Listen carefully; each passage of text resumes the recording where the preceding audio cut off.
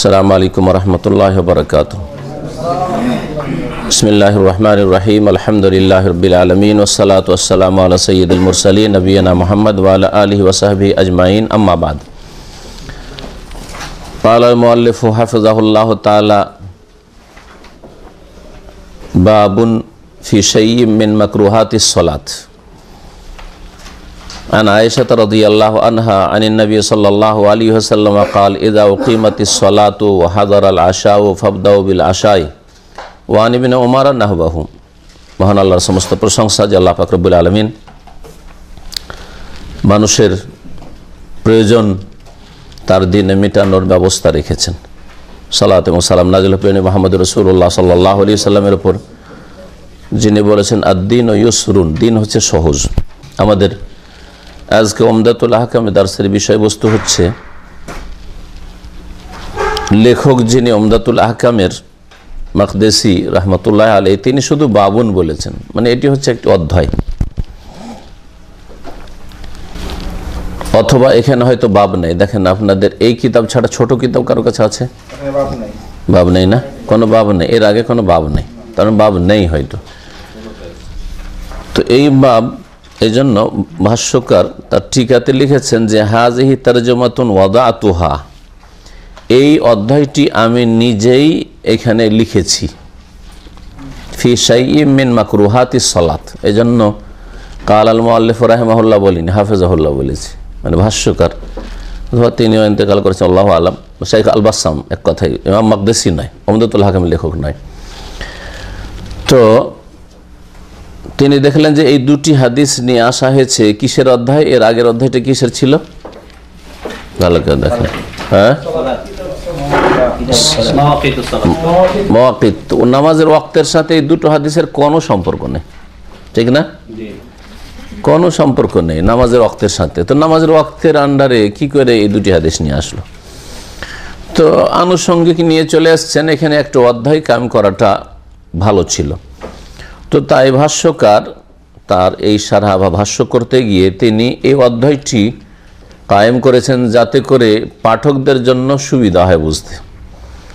এই দুটি হাদিসের অধ্যায় হচ্ছে ফি শাইইন মিন মাকরুহাতিস সালাত, সালাতের বা নামাজের কিছু মাকরুহ বিষয়গুলি সম্পর্কে। সবগুলি মাকরুহাত তাহলে বয়ান করা হয়নি, এই জন্য বলছে শাইইন মিন মাকরুহাতিস সালাত। নামাজের মধ্যে বেশ কিছু কথা কাজ মাকরুহ রয়েছে, অপছন্দনীয়, নামাজ বাতিল করে না, না হলে ওগুলি মুফসিদাতুস সালাত বা মুবতিলাতুস সালাত এরকম বলতেন, কিন্তু নামাজের ভিতরে সেগুলি কথা অথবা কাজ কি মাকরুহ, এগুলি এর কিছু বর্ণনা করেছেন। কিছু মানে তিনটি জিনিস বর্ণনা করা হয়েছে দুটি হাদিসে। মাকরুহ কাকে বলে বলছেন উসুলে ফিকহে মাকরুহ বলা হয় মা ইউসাবু তারিকুহু ওয়ালা ইউআকাবু ফাইলুহু। কেউ যদি মাকরুহ কাজটি ছেড়ে দেয়, না করে, তাহলে ওর জন্য ওই ব্যক্তিকে সওয়াব দেওয়া হবে, নেকি দেওয়া হবে। মাকরুহ অপছন্দনীয়, সুতরাং মাকরুহ তানজিহ যদি হয়, মাকরুহ তাহরিমি নয়। মাকরুহ তানজিহ যেটা, সেটা হচ্ছে যে অপছন্দনীয়, তাহলে অপছন্দনীয় কাজকে কেউ যদি ছেড়ে দেয় তাহলে সওয়াব পাবে।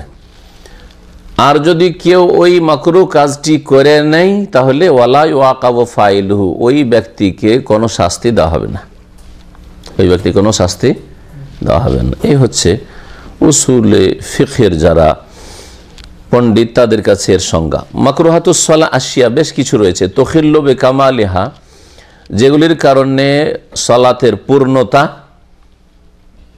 গোলযোগ সৃষ্টি হয়, সালাতের পূর্ণতা থাকে না, কিন্তু ওয়ালা তুবতিলুহা, সালাতকে বাতিল করে না, নষ্ট করে না। ওয়াহিয়া কাসীরাতুন, সেগুলি অনেক রয়েছে। যাকারা মুআল্লিফ মিনহা মা ইয়াতাযাম্মানু হাযানিল হাদিসান, এই দুটি হাদিসে যে বিষয়গুলি রয়েছে সেগুলি শুধু এখানে উল্লেখ করা হয়েছে।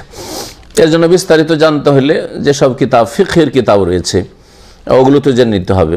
জি হ্যাঁ, বলছেন আয়েশা রাদিয়াল্লাহু তাআলা আনহা থেকে বর্ণিত, নবী করিম সাল্লাল্লাহু আলাইহি সাল্লাম বলেন ইযা উকিমাতিস সালাতু, যখন সালাতের ইকামত হয়ে যাবে, কাদ কামাতিস সালাহ হয়ে গেল ইকামতটি, ওয়া হাযারাল আশাউ, আর রাতের খাবার উপস্থিত হয়ে যাবে, একামত হয়েছে, সেই সময় রাতের খাবার উপস্থিত হয়ে গেছে।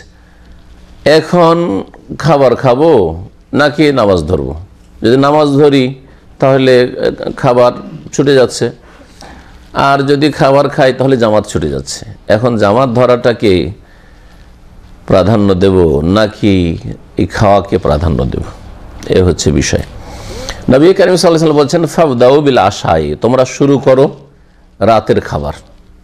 যদি সামনে দুটো জিনিস আসে, জামাত শুরু হয়েছে আর খাবারও উপস্থিত হয়েছে, তাহলে রাতের খাবার শুরু করে দাও। শুধু রাতের খাবার কথা বলেছেন এই জন্য যে রাতের খাবারটাই তখন নবী করিম সাল্লাল্লাহু আলাইহি ওয়াসাল্লামের জামানায়, সাহাবায়ে কেরামের জামানায় গুরুত্বপূর্ণ খাবার ছিল।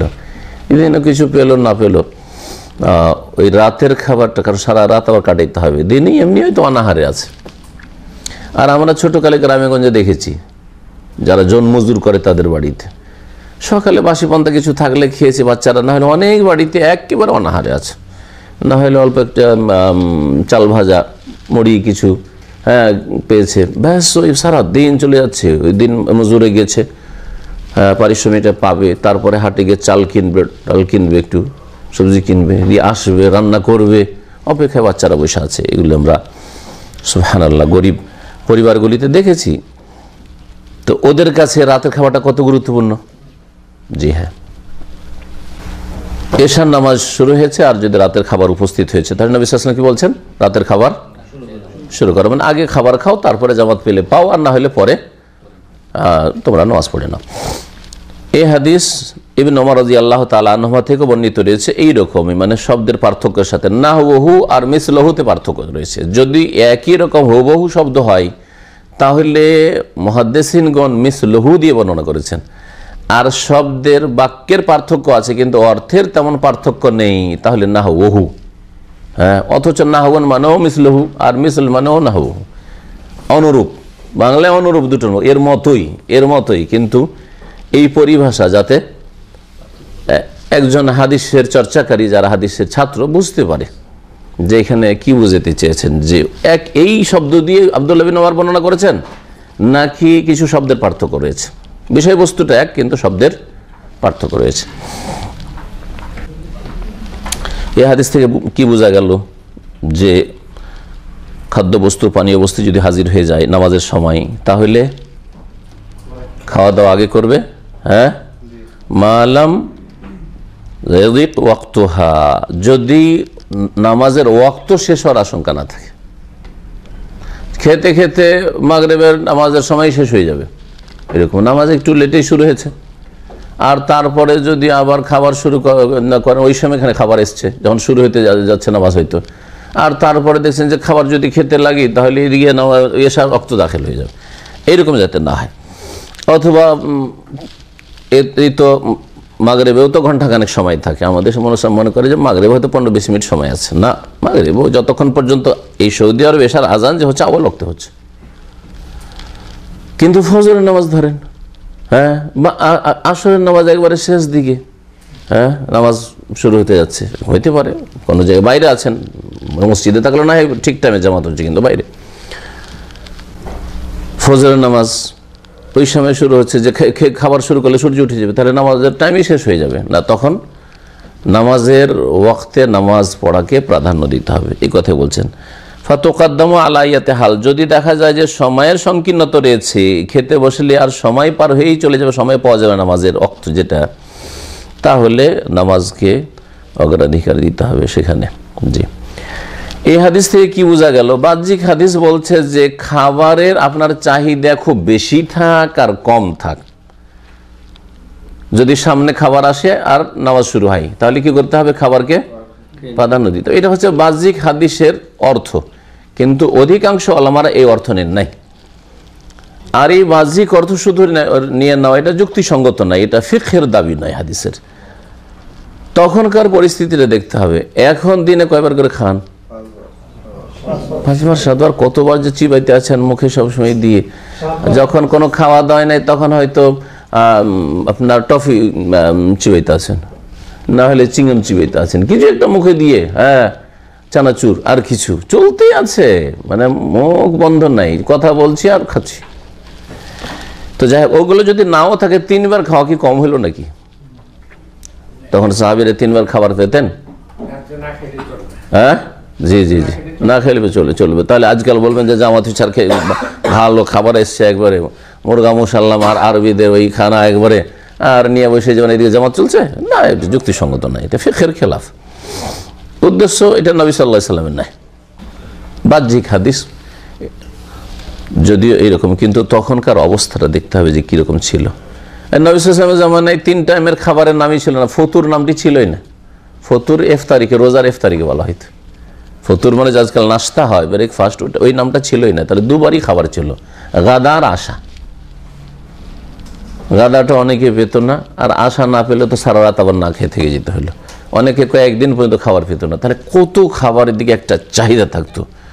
হ্যাঁ, সেই সময় যদি নামাজ পড়তে যাই তো নামাজে খুশি হবে না, কখন নামাজটা শেষ হবে যে দুটো পেটে দানা দিতে পাবো, এইরকম অবস্থা ছিল আসলে। তাহলে ওই অবস্থাটাকে খেয়াল রাখতে হবে হাদিসটা বোঝার জন্য। এই জন্য বলছেন ভাষ্যকার, লাকিন কাইয়াদাহু কাসীরুম মিনাল উলামা বিল হাজাতে, অনেক উলামারা এই হাদিসটিকে প্রয়োজনের সাথে সম্পৃক্ত করেছেন। যখন খাবারের বেশি প্রয়োজন, খুব খিদা লেগে আছে, সেই অবস্থায় যদি নামাজ শুরু হয়ে গেছে আর খাবার চলে এসছে, তাহলে খাবার খেয়ে নেন। তারা আবার কোথা থেকে নিলেন বাহ্যিক হাদিসকে এর সাথে সম্পৃক্ত করলেন যে খাবারে যাতে করে আপনার প্রয়োজন থাকে, তাহলে আখযান মিনাল ইল্লাতি আল্লাতি ফাহিমুহা মিন মাকসাদিশ শারি'। রাসূলুল্লাহ সাল্লাল্লাহু আলাইহি ওয়াসাল্লাম হচ্ছেন শরীয়তের প্রচারক, শারি' আলাইহিস সালাতু ওয়াস সালাম। তার উদ্দেশ্যটা তারা এখান থেকে উপলব্ধি করেছেন যে নবী সাল্লাল্লাহু আলাইহি ওয়াসাল্লাম উদ্দেশ্যটা কি। উদ্দেশ্য শুধু খাওয়া দাও, উদ্দেশ্য হচ্ছে যে এমন অবস্থায় নামাজে ঢুকিয়ে না, যেই অবস্থায় নামাজে ঢুকলে নামাজের রূহ থাকে না, খুশু থাকে না। আমাদের খাবার বাসায় প্রস্তুত হয়ে আছে, আর যদি এসে নামাজ পড়তে যান তো এই খাবারের কারণে কি খুশু নষ্ট হবে? কিন্তু পেটে যদি জ্বালা থাকে, প্রচন্ড জ্বালা থাকে, দুপুরেও খাননি, ওই সকালে নাস্তা করেছেন, তাহলে অবশ্যই সারাদিন কিছু খাননি আর খাবার হাজির হয়েছে, হ্যাঁ তখন হইতে পারে, তখন খুশু হবে না, তাড়াতাড়ি নামাজটা শেষ হোক, টান দেব। এই হাদিস থেকে বোঝা গেল যে যেই ব্যক্তির খাবারের প্রয়োজন রয়েছে সেই ব্যক্তির জন্য জামাত ছাড়ার বৈধতা রয়েছে, কিন্তু এটা যেন তার সর্বদা নিয়ম না বানিয়ে নেই। আলা আল্লাহ ইয়াজ আলা ওয়াক্তা তাআমে হুয়া ওয়াক্তুস সালাত, যখনই নামাজের টাইম হচ্ছে তখনই খাওয়ার সময়, এরকম যেন না করে, বদ অভ্যাস না করেন। হয়তো আপনার বাড়িতে আপনার ফ্যামিলির ওরকম অভ্যাস হয়ে গেছে, আজানের পরে আপনার জন্য চা নাস্তা নিয়ে আসবে, আর এদিকে চা আর নাস্তা করতে করতে ওইদিকে 2 রাকাত গেল, জামাত ধরলেও গুনাহগার আপনি। এ কোন স্বভাব যে যখন জামাত ঠিক একামতটা হইতে যাচ্ছে তখন আপনাকে আপনার স্ত্রী চা এনে দিচ্ছে, তখন নাস্তা এনে দিচ্ছে, এটা জায়েজ না করা এরকম। অনেকে খেয়াল করেন না এই বিষয়গুলি, এই জন্য সতর্ক করা জরুরি এই ক্ষেত্রে, অচেতন অবস্থায়। কারণ ইমান যেহেতু দুর্বল, নামাজের গুরুত্বটা আপনার কাছে তেমন নেই, যার ফলে ওই যে নামাজ চলছে ওই অবস্থায় নাস্তা করে প্রায় আপনি এসে নামাজে লাগছেন, কিন্তু আপনার ইমানের দুর্বলতার কারণে আপনার কোনো মানে যেটাকে বলা হয় অনুভূতি নেই, অনুভূতি নেই আপনার। ইসলামিক ইমানি অনুভূতি হওয়া উচিত। এই হাদিস থেকে একটা আম কায়দা, সাধারণ একটা নীতিমালা জানা গেল, সেটা হচ্ছে যে নামাজের অবস্থায় দুনিয়ার সমস্ত ব্যস্ততা মুক্ত হয়ে আসতে হবে মানসিক দিক থেকে। আপনার শরীর, আপনার মন, মেজাজ, কলব, হ্যাঁ মগজ, সব কিছু যেন নামাজের ভিতরে থাকে। আনাল খুশু ওয়া তারকা শাওয়াগিল মাতলুবুন ফিস সালাতে, খুশু বিনয়ী হওয়া, একাগ্রতা আর সমস্ত রকমের দুনিয়ার ব্যস্ততা পরিত্যাগ করা, এটা নামাজের মধ্যে কাম্য, যাতে করে লিয়াহদুর আল কলব লিল মুনাজাত, যাতে করে হৃদয় আল্লাহর সাথে চুপি সারে কথা বলার জন্য প্রস্তুত হয়, যা আপনি একেবারে আল্লাহ অভিমুখী হয়ে নামাজে দাঁড়িয়েছেন। লেখক বলছেন, ওয়ালে মুসলিমিন আন আয়েশা রাদিয়াল্লাহু আনহা ক্বালাত সামি'তু রাসূলুল্লাহ সাল্লাল্লাহু আলাইহি ওয়াসাল্লাম ইয়াকুল লা সালাতা বিহাযরাতিত তাআম ওয়ালা হুয়া ইউদাফিউল আখবাসান। সহিহ মুসলিমে রয়েছে আয়েশা রাদিয়াল্লাহু তাআলা আনহা থেকে, তিনি বলছেন, সামি'তু রাসূলুল্লাহ সাল্লাল্লাহু আলাইহি ওয়াসাল্লাম ইয়াকুল, আমি রাসূলুল্লাহ সাল্লাল্লাহু আলাইহি ওয়াসাল্লামকে বলতে শুনেছি, লা সালাতা বিহাযরাতিত তাআম, খাবার উপস্থিত হয়ে গেলে কোনো সালাত নেই। খাবার উপস্থিত হয়ে যায় আর খাবারের প্রয়োজন যদি থাকে তাহলে নামাজ নেই, মানে নামাজ পড়িয়েন না, খাবার খান। আগের হাদিসের অর্থ এটি। জি, ওয়ালা হুয়া ইউদাফিউল আখবাসান, আর ওয়ালা সালাতা, আর নামাজ নেই এই অবস্থায়। ওয়াও হালিয়ার অর্থ দেয়, জুমলা হালিয়া এটি বলা হয় আরবি গ্রামারে। আর নামাজ নেই এই অবস্থায় যখন ওই ব্যক্তিকে, যে ব্যক্তি নামাজ পড়তে যাবে, ওই ব্যক্তিকে দুটো নোংরা বস্তু প্রতিরোধ করছে নামাজ দিয়ে, বা চাপ সৃষ্টি করছে। দাফা ইউদাফা মানে ডিফেন্স করা, দেফা, ওখান থেকে হচ্ছে দেফা, ডিফেন্স। এই জন্য ডিফেন্স মিনিস্ট্রিকে ওয়াজারাতুদ দেফা বলা হচ্ছে। জি, ইউদাফিউল আখবাসান, আপনার উপরে চাপ সৃষ্টি করছে পেশাবে, আপনার উপরে চাপ সৃষ্টি করছে। আখবাস দুটো নোংরা জিনিস মানে পেশাব এবং পায়খানা। পেশাবের চাপ আর পায়খানার চাপ, আর ভাবছেন যে এই উজুটাতে সেরেই নি নামাজটা, আর বারবার কত ঠান্ডার দিন উজু করব, তো এই উজুতে নামাজটা সেরেই না, নামাজ হবে না এই ক্ষেত্রে। এরকম হলে বেশি যদি চাপ থাকে তো নামাজ হবে না এই ক্ষেত্রে। এই ছিল হাদিস। যেই ব্যক্তির পেশাবের চাপ থাকে ওকে আরবিতে হাকিন বলে, হাকানা ইয়াহকান, হাকিন মানে পেশাববদ্ধ হয়ে থাকা, পেশাববদ্ধ হয়ে আছে, বেরোতে চাইছে আর আপনি চেপে ধরে আছেন। আর যদি পায়খানার চাপ থাকে তাহলে তাকে হাকিব বলা হয়। নুন আর বায়ের পার্থক্য, হাকিন আর হাকিব। ওলামাদের এই বিষয়ে দুটি মত রয়েছে, যে বিষয়টি আলোচনা করলাম, বা বলা যেতে পারে তিনটি মত রয়েছে। জাহেরিয়াকে যদি আলাদা করে দিই, একদিকে অধিকাংশ ওলামারা, একদিকে শেখুল ইসলাম ইবনে তাইমিয়া রহমতুল্লাহ আলাইহি, আর একদিকে জাহেরিরা। ভাষ্যকার বলছেন আখাযা বিজাহিরিল হাদিস আয-যাহিরিয়া ওয়া শেখুল ইসলাম ইবনে তাইমিয়া। প্রথম যারা জাহিরি মযহাবের লোক, ইমাম দাউদ জাহিরি এবং আল্লামা ইবনে হাজম, তাদের একজন বড় আলেম ইমাম, তাদের মত, এবং ইমাম ইবনে তাইমিয়া রাহমাতুল্লাহ আলাইহির মত কি, তারা বলছেন যে খাবার যদি উপস্থিত হয়ে যায় আর খাবারের প্রচণ্ড চাহিদা থাকে, চাহিদা আছে, পেশাব পায়খানার চাপ থাকে, এই অবস্থায় কেউ যদি নামাজ আদায় করে তাহলে নামাজ হবেই না, জাহিল হাদিস। কারণ আগেরটাতে রয়েছে হুকুম, শুধু যদি তোমাদের কাছে খাবার হাজির হয়ে যায় আর একামত হয়ে যায় তো কি শুরু করতে হবে? খাওয়া শুরু করতে হবে। আর এই হাদিসে রয়েছে লা সালাত, নামাজ হয় না। নামাজ হয় না থেকে তারা নিয়েছেন নামাজ হয় না মানে একবারে নাফিউস সিহা, নাফিয়ে কামাল নাই, পূর্ণতাকে না করা হয়নি, বরং বিশুদ্ধতাকে না করা হয়েছে, অর্থাৎ নামাজ শুদ্ধ হয় না। ফালাম ইউসাহিহু সালাতা মা ওজুদি তাম ওয়ালা মা মুদাফাত আহাদিল আখবাসাইন, খাবার উপস্থিত এবং খাবারের খুব চাহিদা রয়েছে, অথবা পেশাব পায়খানার চাপ রয়েছে, এইরকম অবস্থায় নামাজ আদায় করলে নামাজ হয় না। আদ্দুস সালাতা বাতিলান, তারা বলছেন যে এই অবস্থায় নামাজ পড়লে নামাজ বাতিল হয়ে যাবে। ইল্লা আন্না শাইখুল ইসলাম ওয়াসাহিহা মাল হাজাতি ইলা তাওয়াহিরা শাযু ফালাম ইউসাহিহা মুতলাকান।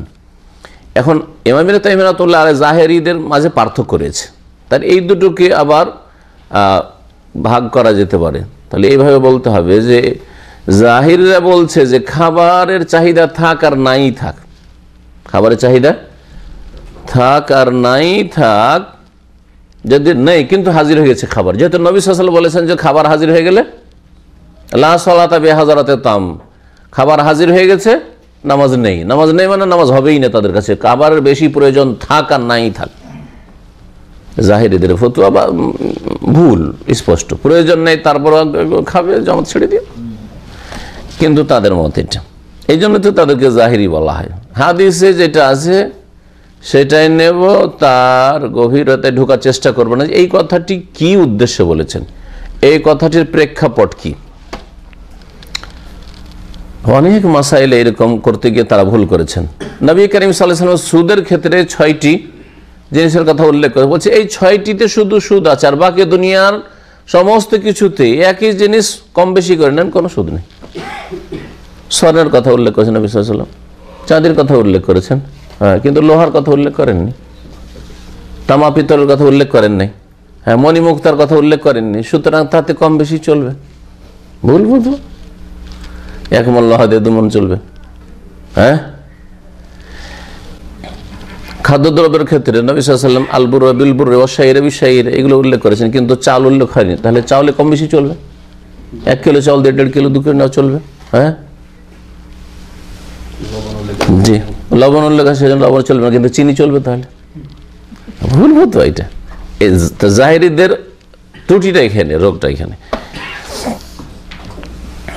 জাহেরি মজহাব বাহ্যিক উঠে গেছে, জাহেরি মজহাব নেই। হানাফি, শাফি, মালিকি, হাম্বলি 4টা মজহাব থেকে গেছে, আল্লাহ পাকের যে কি হিকমত আছে। কিন্তু জাহেরি মজহাব যুগের আবর্তন বিবর্তন উঠে গেছে, কিন্তু জাহেরি মজহাবে প্রভাবিত মানে ওই মন মানসিকতায় প্রভাবিত কিছু লোক থেকে গেছে।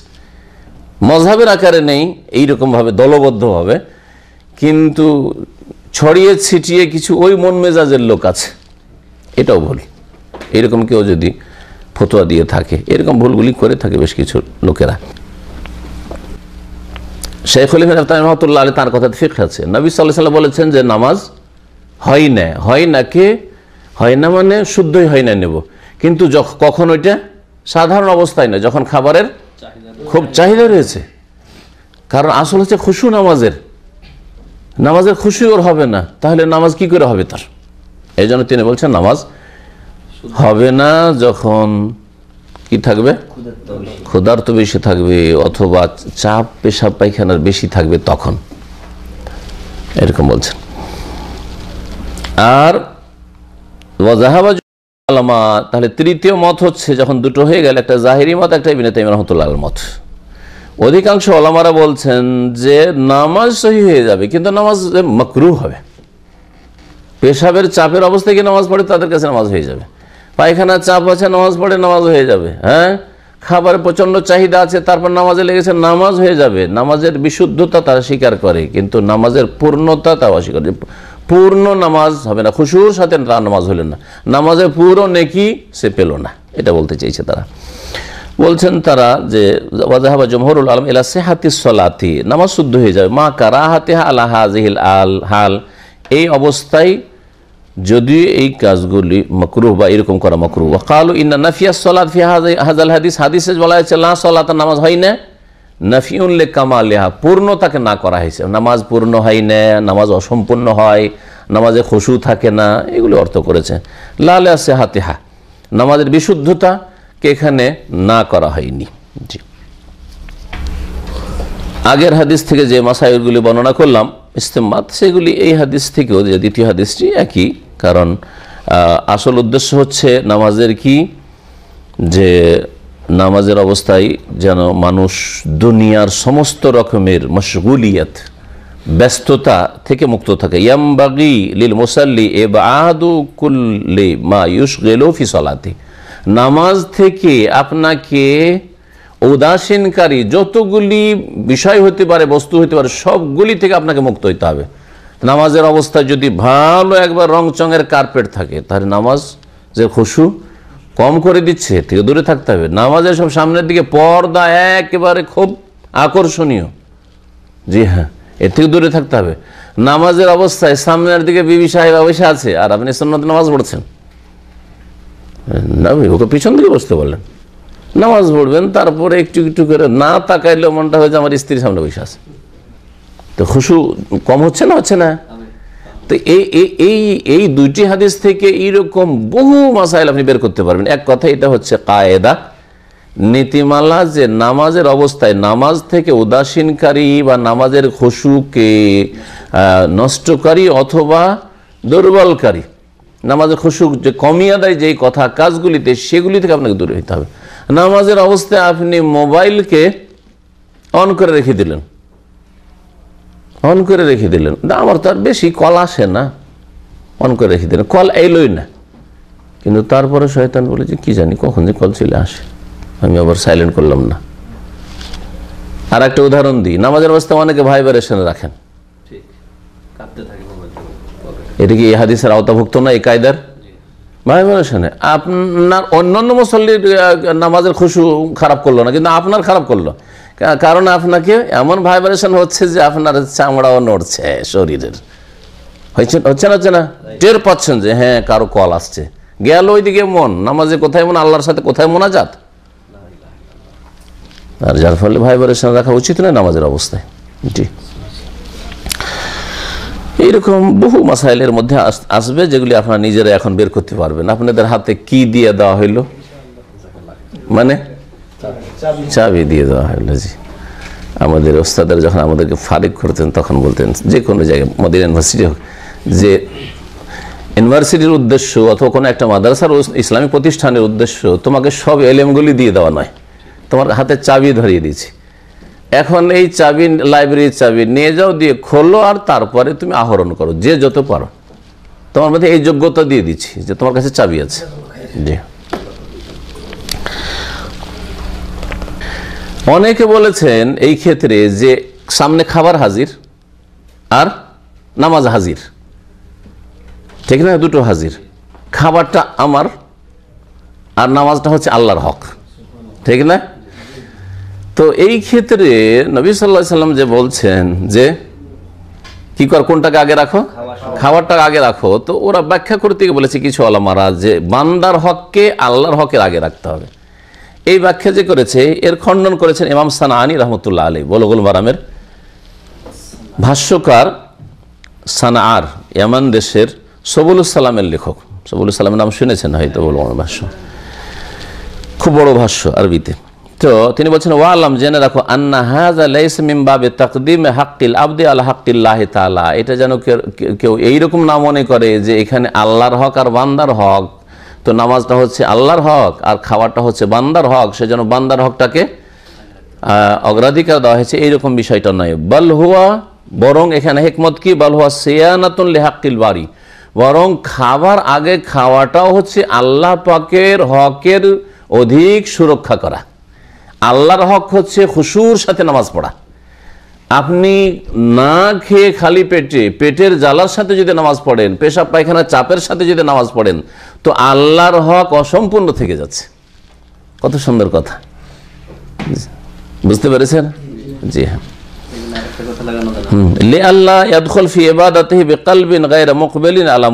যাতে করে এমন অন্তর নিয়ে ইবাদতে প্রবেশ না করে যেই অন্তর আল্লাহর সাথে চুপিসারে কথা বলার জন্য প্রস্তুত নয় পুরোপুরি।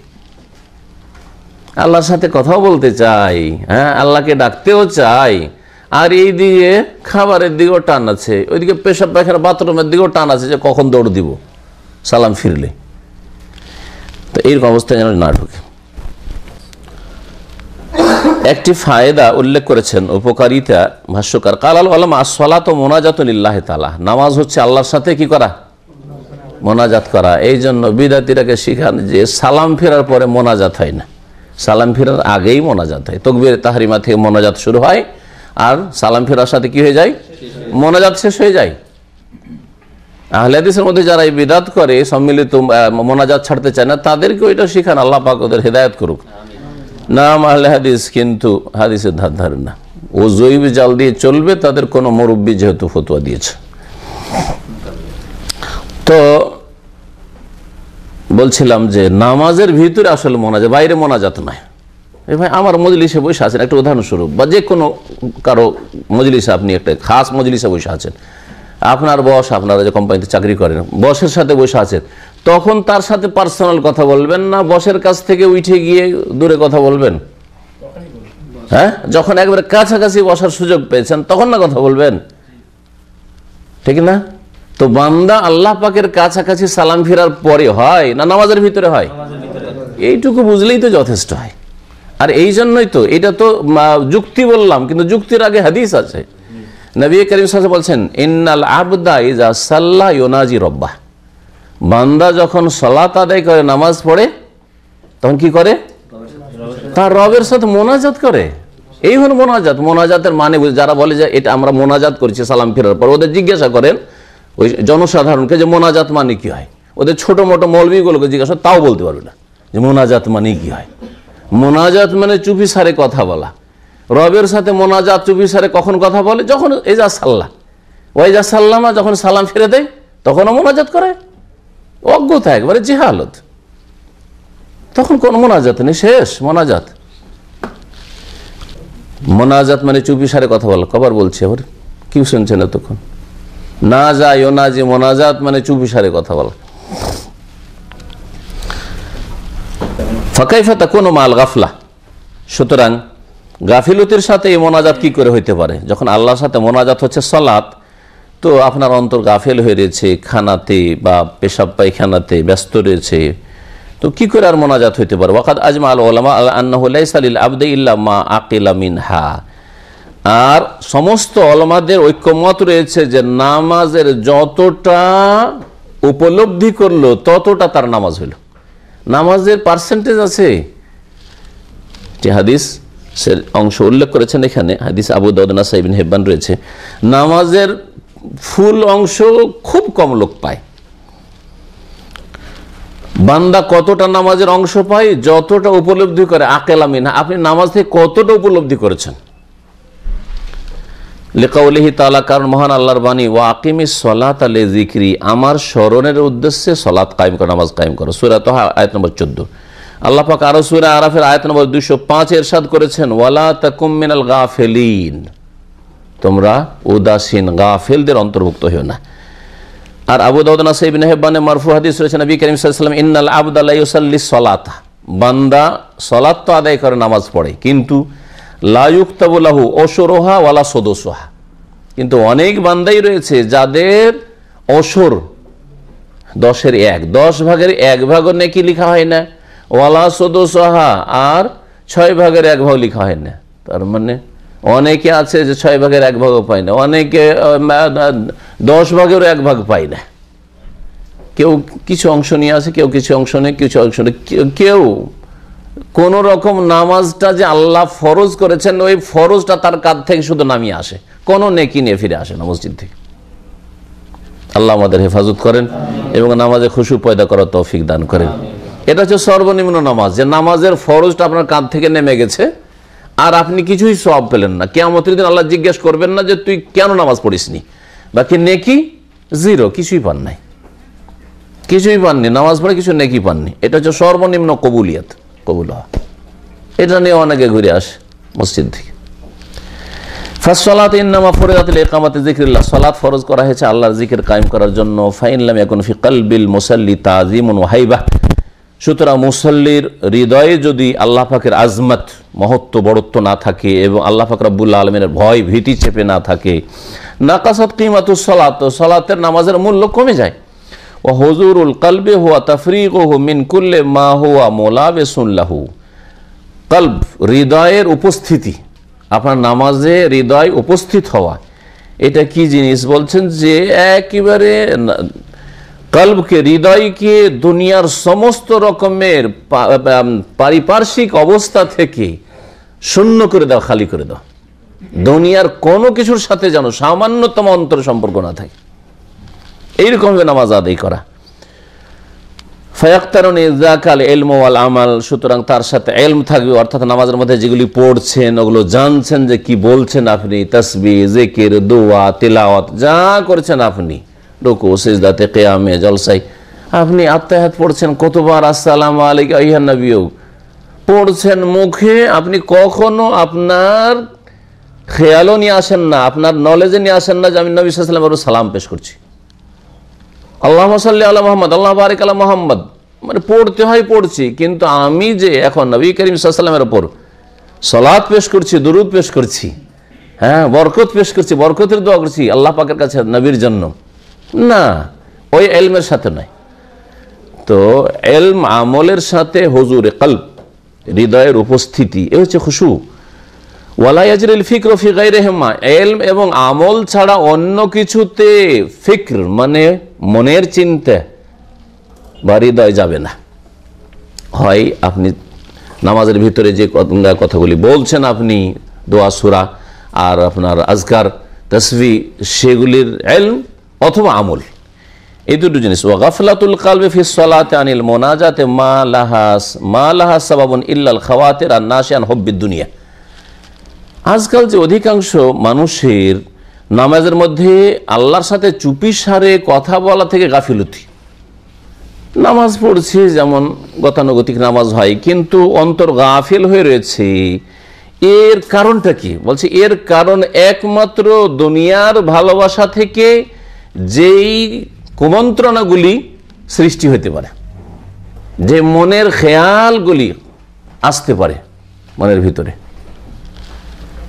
আন হুব্বিদ দুনিয়া, দুনিয়ার ভালোবাসা, দুনিয়ার মধ্যে স্ত্রী, কখন স্ত্রীর কথা মনে পড়ে গেল, কখনো ছেলে মেয়ে অসুস্থ আছে ওই কথাগুলি মনে পড়ে গেল, হ্যাঁ, কখনো মনে পড়ে গেল যে রে ওকে তো একটা টেলিফোন করতে হবে, খুব জরুরি ছিল, ওই নামাজের ভিতরে মনে পড়ছে। কি জন্য? কারণ দুনিয়ার সাথে এমন ভালোবাসাটা হয়ে গেছে যার ফলে সবগুলি কথা নামাজে গিয়ে মনে আসছে। তার আগে কেন বলেছিলেন? দেখবেন আজকাল কোনো কথা যদি না মনে আসে তা নামাজ শুরু করে তার মনে আসবে। এটা হুব্বুদ দুনিয়া, কারণ দুনিয়ার ভালোবাসা এমন অন্তর উপর চেপে গেছে যার ফলে নামাজের ভিতরে গিয়ে নামাজের মধ্যে খুশু হচ্ছে না, তখন ওই সব দুনিয়ার কথা মনে আসছে, ফিরে আসছে। আল্লাহ পাক রব্বুল আলামিন আমাদের হেফাজত করেন। আল্লাহ পাক আমাদের নামাজে খুশু পয়দা করার তৌফিক দান করেন। ওয়া সাল্লাল্লাহু আলা নবিয়িনা মুহাম্মদ ওয়া আলা আলিহি ওয়া সাহবিহি আজমাইন।